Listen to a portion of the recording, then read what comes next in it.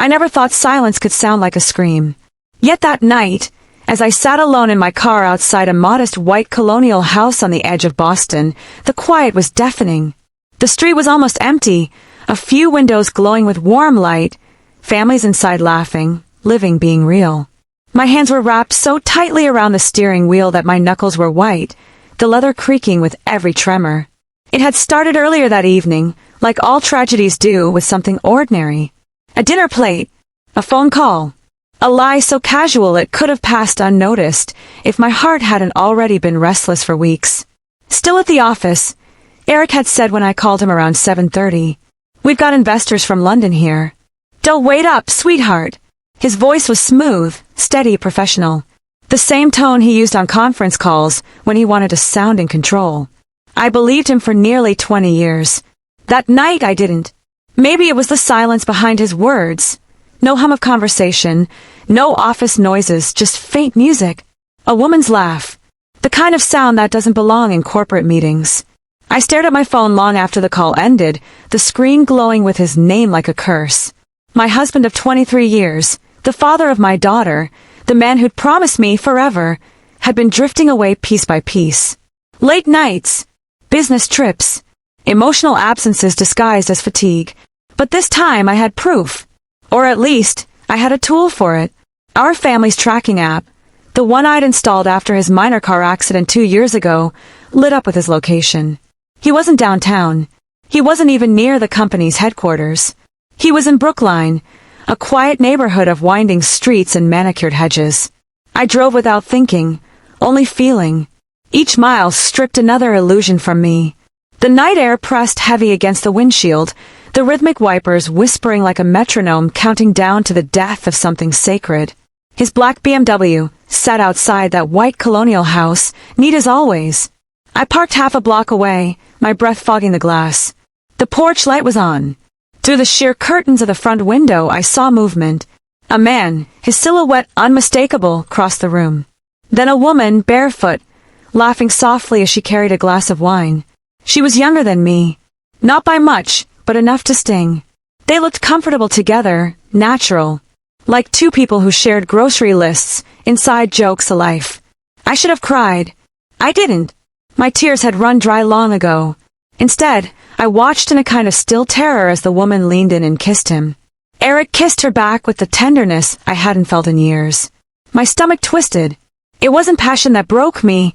It was the gentleness, the familiarity. The scene before me wasn't an affair. It was a home. A little girl ran into the room then, wearing pajamas covered in stars. Eric bent down and lifted her into his arms. She giggled, looping her tiny arms around his neck. My breath caught in my throat. I had seen that gesture before, on his birthday years ago, when our daughter Lily was that small. The same warmth in his eyes, the same smile, the same man, the same lie. My phone buzzed. A text from him. "Late night. Love you." The cruelty of it was almost poetic. I sat there until the house went dark, until the silence returned to its scream. I wanted to confront him, to bang on that door, to tear down the walls of deceit with my bare hands. But something inside me, something cold and sharp, held me back. I drove home on autopilot, headlights slicing through the fog. The city lights faded behind me, replaced by the familiar street of our suburban neighborhood.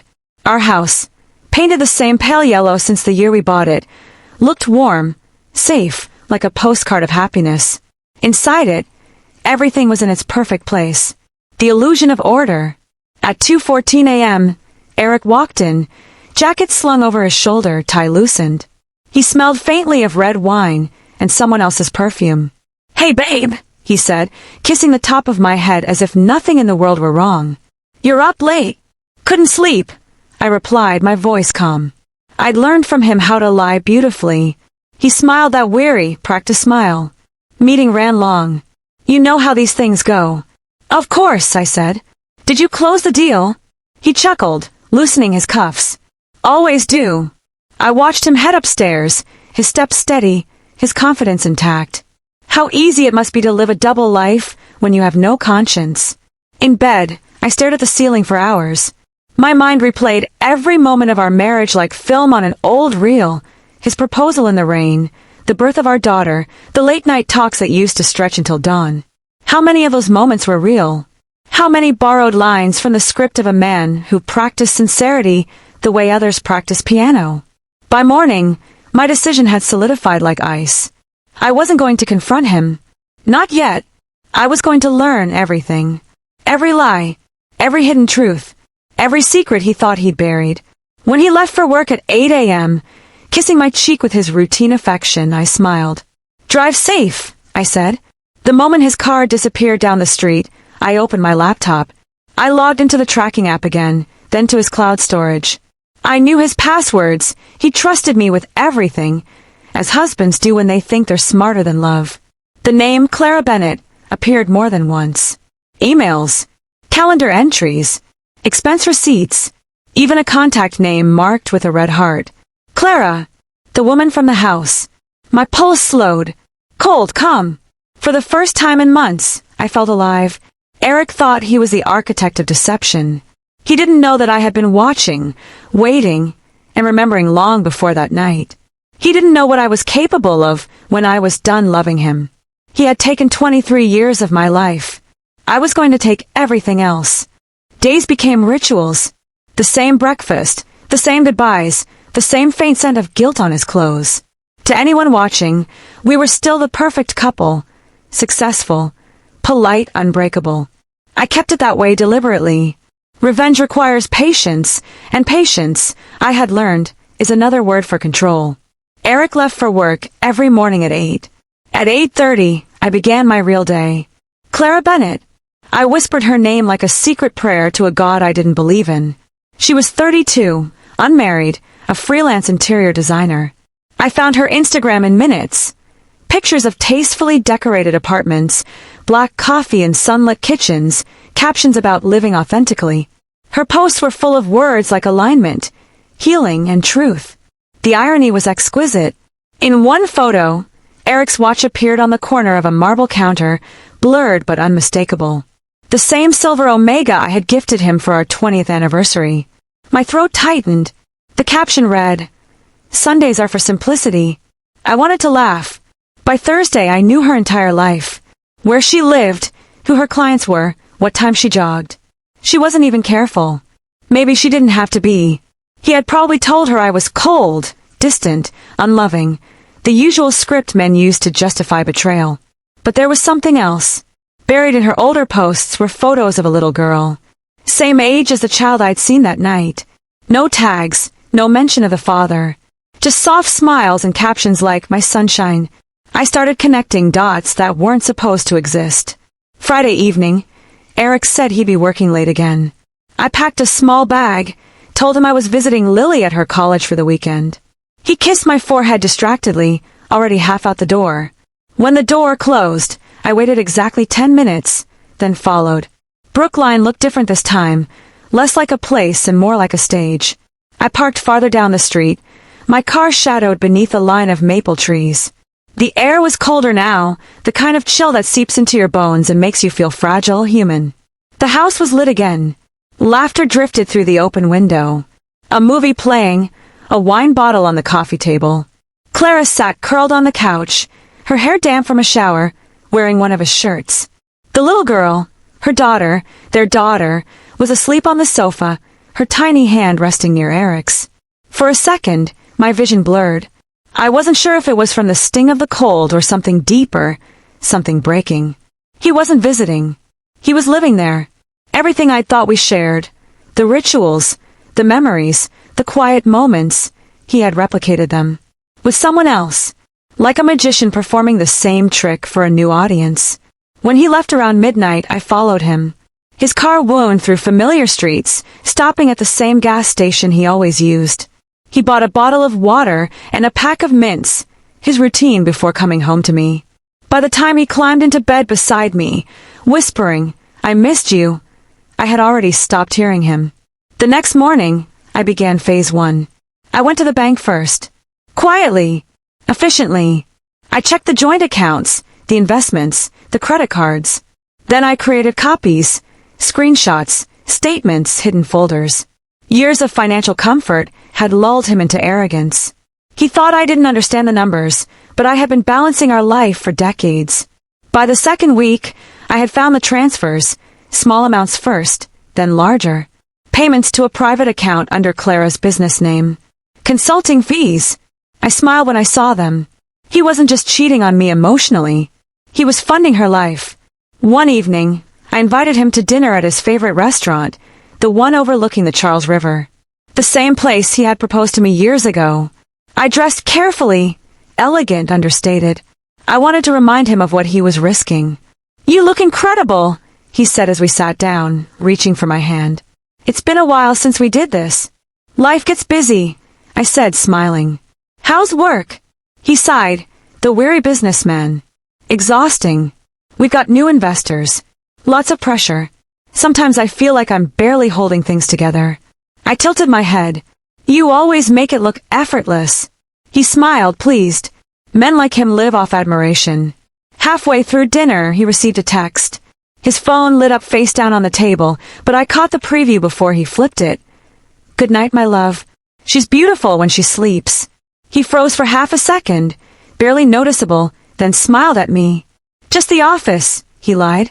I took a slow sip of wine. "You should answer," I said softly. "Wouldn't want to keep your investors waiting." He hesitated, then laughed. "You're something else, you know that." "Yes," I thought.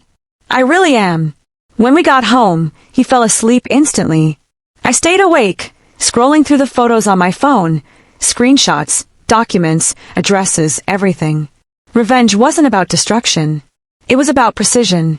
The following Monday, I visited Clara. She opened the door with a look of polite confusion, her daughter's laughter echoing faintly from inside. She was even prettier up close. Soft eyes, flawless skin, the kind of quiet confidence that comes from being loved. "Can I help you?" she asked. I smiled. "Yes. I think we have something in common." Her face drained of color. "Who are you?" "Eric's wife." Silence. The kind that swallows sound. She stepped aside automatically, like her body had stopped belonging to her. I walked in, scanning the space. His jacket hung on the back of a chair. His coffee mug sat half-finished on the counter. "He told me you were separated," she whispered. "I'm sure he did." Her hands shook as she poured water into a glass. "You shouldn't be here." "Oh, I disagree. I think I should have been here a long time ago." She looked at me, tears forming. "Please don't." "I'm not here to scream," I said calmly. "Or fight. I just wanted to see the woman who thought she could love him enough to make him honest." Her lip trembled. "He said you didn't care anymore." "Of course he did." I placed the glass down gently. "But that's the beauty of lies. They sound like love until you hear them too many times." I didn't stay long. She followed me to the door, her face pale, her certainty gone. I almost pitied her. Almost. That night, Eric came home furious. "What the hell did you do?" he shouted. I looked up from my book, feigning confusion. "Do? About what?" "Clara called me. She's terrified." "What's wrong with you?" I closed the book slowly. "You mean Clara Bennett? The woman you've been paying with our money." He froze. "You've been spying on me?" "Spying?" I laughed softly. "No, darling. Just finally paying attention." For the first time in years, I saw fear in his eyes. He stormed out, muttering threats, excuses, broken sentences. I didn't follow. I'd already won the first round. When he returned 2 days later, his arrogance was gone. He looked tired, desperate. "We need to talk," he said. "Of course," I replied sweetly. "But not now. I have a meeting." I left before he could speak. The door closed behind me with the quiet satisfaction of justice beginning its slow bloom. The thing about revenge is that it doesn't happen all at once. It grows quietly, like rot beneath polished wood, unseen, patient, inevitable. By the time the surface cracks, the damage underneath has already spread too far to fix. Eric thought he could patch us back together with flowers and half apologies. He didn't realize he was already standing inside the trap he built himself. He started cooking breakfast again, something he hadn't done in years. Pancakes on Sundays, omelets on weekdays, his way of pretending we were fine. "I miss this," he said one morning, flipping a pancake with practiced ease. "What do you miss?" I asked. He smiled, not meeting my eyes. "Us." I wanted to tell him that us had been buried months ago beneath the weight of his lies, but I didn't. Instead, I smiled back the way women do when they're building something dangerous in silence. I was already preparing everything, carefully, elegantly. I had collected enough evidence to ruin him legally, financially, socially. But that wasn't enough. I wanted him to feel it, to wake up one day and realize that the life he'd built on deceit was gone, not through chaos, but through design. The first step was his company. Eric's position depended on trust, his investors, his partners, his spotless image. I didn't have to expose his affair directly, I just needed to shake that image. Through an anonymous email sent to one of the firm's compliance officers, I included copies of the consulting payments to Clara, redacted enough to raise questions but not enough to reveal me. The phrasing was simple. An employee may be funneling company funds through personal accounts. You might want to review the transactions dated January through April. I pressed send. No signature. No trace. By the next week, Eric came home later than usual, tension carved deep into his face. He poured himself a drink before even taking off his jacket. Rough day. I asked softly. Some audit nonsense, he muttered. Someone tipped off compliance about irregular transfers. It's ridiculous. Oh. I tilted my head. Anything serious? He glanced at me sharply. No. Just annoying. People have nothing better to do. He didn't know that people was me. As the investigation began, his mood grew erratic. He snapped easily, drank more, laughed less. I pretended to worry, touching his arm lightly, offering tea, suggesting rest.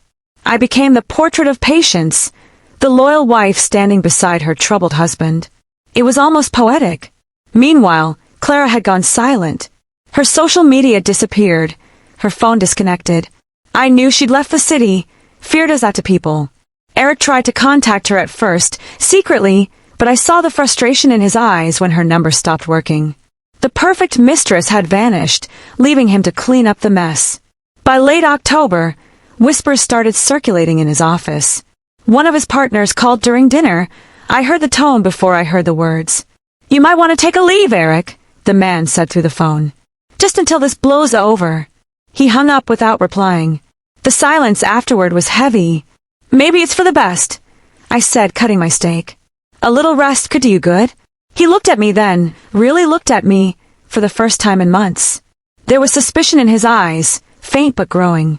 You seem awfully calm about all this. Would panic help? I asked. You always said emotions cloud judgment. He didn't answer.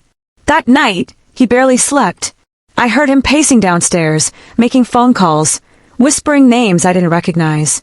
I lay in bed, staring at the ceiling, feeling the strange calm of a storm finally breaking. The next morning, his briefcase was gone. So was half the cash from our safe. He didn't even say goodbye.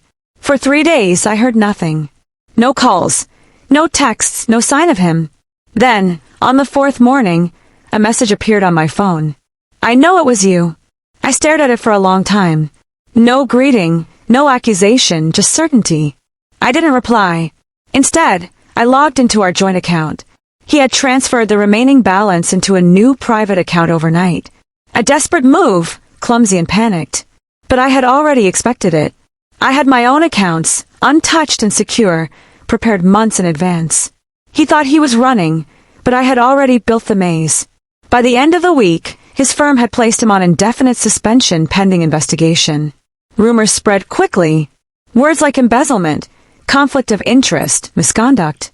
The story reached the business press, short articles, vague details, but enough to tarnish him. Lily called that night.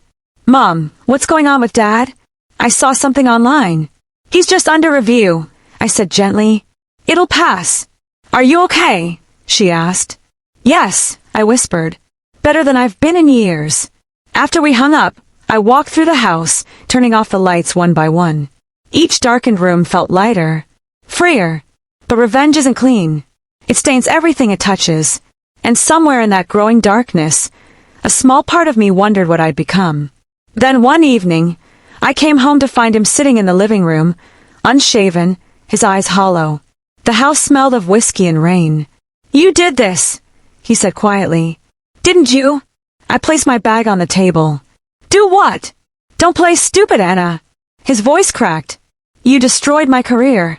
I didn't destroy anything, Eric. You did that yourself. He stood, unsteady, rage trembling in his hands. You think this makes you righteous? You think you're the victim here? I met his eyes calmly. No. Victims are powerless. I'm not. He laughed, a hollow, broken sound. You'll regret this.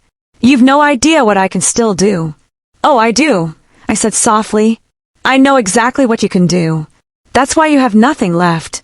For a long moment, neither of us spoke. The only sound was the clock ticking behind him, the slow count of an ending. Finally, he said, almost pleading, I loved you, Anna. I smiled faintly. You loved being loved. He turned away then, shoulders shaking, whether from anger or grief I couldn't tell. When he finally left, I didn't stop him. I just watched as the man I once believed in walked out into the rain, dissolving into the night like a memory too painful to keep. When the door closed, I felt something inside me shift. It wasn't joy or relief. It was something quieter, emptier. Revenge doesn't give you closure, it gives you silence. And silence, I was learning, can be both a victory and a punishment. That night, I stood at the window, watching the streetlights blur through the rain. Somewhere out there, he was falling apart, unraveling the same way he had once unraveled me. And for the first time in years, I slept soundly. Winter came early that year. The first snow fell before Thanksgiving, soft and quiet, covering the city like forgiveness, white and deceptive. I watched it from my window, coffee in hand, feeling nothing. Eric had vanished from the public eye. His name no longer appeared in the business section, no photos at charity galas, no smug interviews about vision and leadership. His phone was disconnected, his email bounced back. Rumor had it he'd fled to somewhere down south, Florida, maybe Texas, a place warm enough to hide. The firm had made a statement, formal and cold, irregularities in accounting procedures, ongoing internal review. I could almost hear the boardroom silence behind those words, the whispered betrayals, the quick distancing. Everyone loves a successful man until he starts to fall. And fall he did. By December, the house was mine. Officially. The mortgage, the accounts, the titles, all transferred quietly. I'd been preparing the paperwork for months, waiting for the right moment. He had signed most of it without reading, during the days when he'd been too distracted by guilt to notice what he was giving away. The irony was exquisite. He'd spent years hiding a life from me, and in the end, I had quietly taken his. But revenge has a strange aftertaste. It doesn't burn, it freezes. You think it will satisfy something deep and primal, but it only carves emptiness where love used to live. Lily came home for Christmas. Her laughter filled the house, and for the first time in a long while, I felt something close to warmth. She didn't know the full story. She only knew her father was away. I told her we'd talk when she was ready, when she was old enough to see what people are truly capable of when they think they won't be caught. We baked cookies, watched old movies, pretended life was simple. On Christmas Eve, a letter arrived. No return address. I knew the handwriting immediately, slanted, deliberate, familiar. I didn't open it right away. I placed it on the table beside the flickering candles, stared at it while snow drifted outside. When Lily went to bed, I finally unfolded it. Anna, I suppose you've won. You always did know how to play the long game. I'm not going to beg, though you'd probably enjoy that. I just want you to understand something. I didn't start lying because I stopped loving you. I started lying because I couldn't live up to the person you thought I was. You built me into something flawless. I couldn't breathe inside it. Clara's gone. She took the girl and left. Maybe that's for the best. Maybe all of this is. I'm somewhere quiet now, and for the first time in years, I can hear my own thoughts. You were right about me. I loved being loved. I still do. You can keep everything. The house, the money, the life. I never really owned any of it. But don't pretend you didn't enjoy the game too. You could have walked away. You didn't. You needed this as much as I did. I folded the letter carefully and set it back on the table. My hands were trembling, not with guilt, but with something more dangerous. Recognition. He was right. Revenge had kept me alive. The planning, the control, the quiet power, it had filled the void he'd left behind. Without it, I wasn't sure who I was anymore. That night, I couldn't sleep. I walked through the house like a ghost, each room heavy with memories I couldn't decide were real or fabricated. His laughter still lingered faintly, like perfume that never fades. At 3 a.m., I went to his office, the one he'd used for years, where his leather chair still faced the window. I sat there, staring at the city lights. Somewhere beyond them, he existed. Alone. Maybe drunk. Maybe broken. Maybe free. I reached for the drawer and pulled out a folder I'd hidden months ago, copies of his last bank statements, photos, evidence. The tools of my vengeance. I thought about burning them, about letting it all go. Instead, I locked them away again. I wasn't ready to forgive. Not him. Not myself. January passed in silence. The investigation ended without charges. His partner settled quietly, paying fines, moving on. Eric's name faded from conversation like a scandal that had run its course. People forgot him, the way they always forget the fallen. But I didn't. One afternoon, I found myself driving, without purpose, without destination. The city blurred past in shades of gray until I reached a coastal town I'd never visited before. Small, quiet, beautiful in a lonely kind of way. I stopped at a diner overlooking the water. Ordered coffee. The waitress smiled politely, unaware she was serving a woman who had orchestrated the slow ruin of her husband's life. As I sat there, watching the waves crash against the shore, I thought about what Eric had written. You could have walked away. Maybe he was right. Maybe I could have. But walking away would have meant admitting defeat. It would have meant accepting that the years I gave him were wasted. And I wasn't ready to be the kind of woman who wasted her life on someone like him. The door opened behind me. I didn't look up until I heard the voice. Anna! It was him. He looked older, thinner, his hair touched with gray. The sharpness in his face was gone, replaced by something fragile. He wasn't wearing a suit, just a dark coat, worn at the edges. I froze, coffee halfway to my lips. You shouldn't be here. He smiled faintly. Neither should you. What do you want?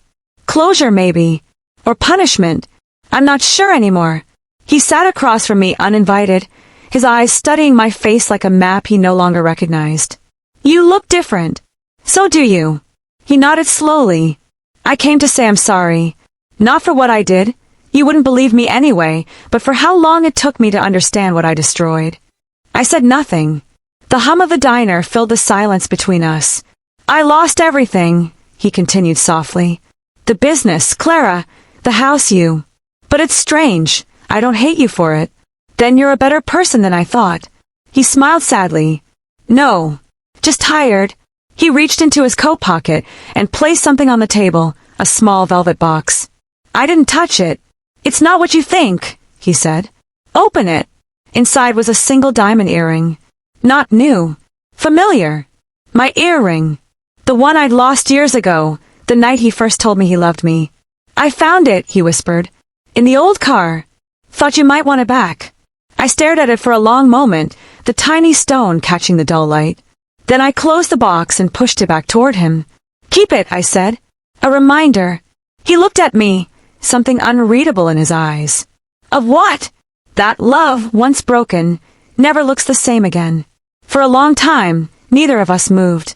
Then he stood, placed some money on the table, and walked out into the gray afternoon. I watched him until he disappeared, swallowed by the mist. When I finally stepped outside, the air was sharp, clean. The sea stretched endlessly before me, vast and merciless. I stood there for a long time, listening to the waves crash against the rocks, each one erasing what came before it. Maybe this was what peace looked like. Not forgiveness, not redemption, just quiet acceptance. But somewhere deep inside, beneath all the calm, I felt the faint echo of the woman I'd been, the one who'd loved, lost, and learned how to destroy. And I wondered if she'd ever really left. The days after seeing him felt unreal, like living inside a dream that was beginning to dissolve. Everything looked the same, but nothing felt the same. The house, the streets, the mirror, each one reflected a version of me I didn't quite recognize. I had spent so long being two people, the loving wife and the silent avenger. Now that the war was over, I didn't know which one had survived. Lily returned to college in early spring, the snow melting into rivers along the driveway. She hugged me tightly, the kind of embrace that lingers with questions you're not ready to ask. "Are you okay, Mom?" she whispered. "Yes," I said. "I think I finally am." It wasn't true. Not yet. But saying it out loud made it feel possible. When she left, the silence returned. Not the sharp kind that cuts, but the heavy, endless kind that sits beside you like an old friend. I'd stopped checking Eric's name online, stopped wondering where he was. Sometimes I'd catch myself glancing at the window at night, expecting his car headlights, and then remembering he didn't belong to that world anymore. He belonged to the wreckage. One evening, I walked down to the river. The air was still cold, the sky a bruised shade of purple. Couples passed by holding hands, laughter floating behind them. I envied them, not their happiness, but their ignorance. They still believed in forever. I sat on a bench overlooking the water, my coat wrapped tight, my fingers numb around a paper cup of coffee. In my bag, I still carried the velvet box he'd given me. I hadn't opened it since that day in the diner. I took it out now, turned it over in my hands, feeling the faint scratch of the old clasp. The diamond inside caught the last of the light, a single glimmer against the dusk. I thought about what he'd said, "You built me into something flawless." Maybe he was right. Maybe I had wanted perfection, so badly that I ignored the cracks. Maybe I'd been complicit in my own delusion. But wanting love isn't a crime. Pretending it exists when it doesn't, that's the sin. A man passing by dropped a coin into the water and made a wish. I wondered what he asked for. We always wish for beginnings, never for endings. Endings are too honest. I stood, walked closer to the edge, and opened the box. For a second, I hesitated. That tiny piece of stone had survived everything. The marriage, the betrayal, the revenge. It was proof that some things endure, even when they shouldn't. Then I let it fall. The sound was barely a whisper, a faint plink swallowed by the river. The current took it instantly, disappearing beneath the dark ripples. For the first time in years, I felt light. I walked home slowly, the city glowing faintly behind me, the scent of rain in the air. When I reached the house, I didn't turn on the lights. I liked the darkness now, it was honest. In the kitchen, I poured myself a glass of wine, sat at the table, and opened my journal. I hadn't written in it since the beginning of everything. The first page still held my handwriting from years ago, a list of dreams that now felt like someone else's. Build a family, travel to Italy, grow old together. I smiled faintly. The innocence of those words hurt more than the betrayal ever did. On a new page, I began to write, not about him, not about what he'd done, but about what I'd become. Sometimes the only way to survive a lie is to become the truth that terrifies it. Sometimes revenge isn't justice, it's closure disguised as control. And sometimes, love is just the most elegant form of self-destruction. The words came easily, steady, final. When I finished, I closed the journal and left it open on the table, the ink still glistening in the dim light. In the following weeks, I began to live differently. Not loudly, not dramatically, just honestly. I started painting again, something I hadn't done since Lily was born. I joined a small gallery downtown, met strangers who didn't know me as anyone's wife. For the first time, my life belonged entirely to me. One afternoon, as I was leaving the studio, I received a call from an unknown number. I hesitated before answering. "Anna," a voice said quietly. I knew it instantly. "Eric." "I didn't mean to call," he said. "I was clearing out an old phone. I just saw your name." "Then hang up," I said softly. He didn't. "I wanted to tell you I'm leaving the country, starting over somewhere else. I didn't want you to hear it from someone else." "Where?" "Spain, maybe. Somewhere quiet. I don't know yet." I said nothing. "Do you ever think about us?" he asked. "Every day," I admitted. "But not the way you think." He exhaled shakily. "I deserved everything you did to me." "Yes," I said. "You did." There was silence. Then, almost gently, he said, "I hope you find peace." "I already did," I replied. "You just weren't part of it." The line went dead. I stood there for a long time, the city noise humming faintly around me. That night, I dreamed of the ocean.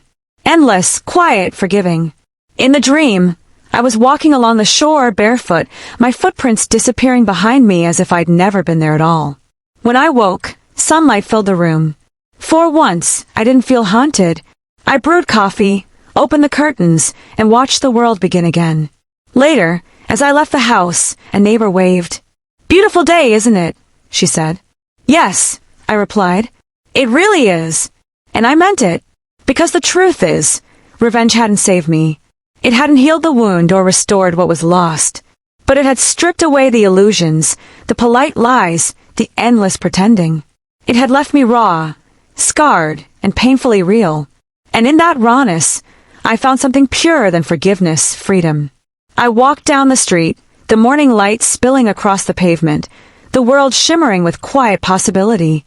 For the first time in decades, I wasn't anyone's wife, anyone's secret, anyone's shadow. I was just Anna, and that I realized was enough.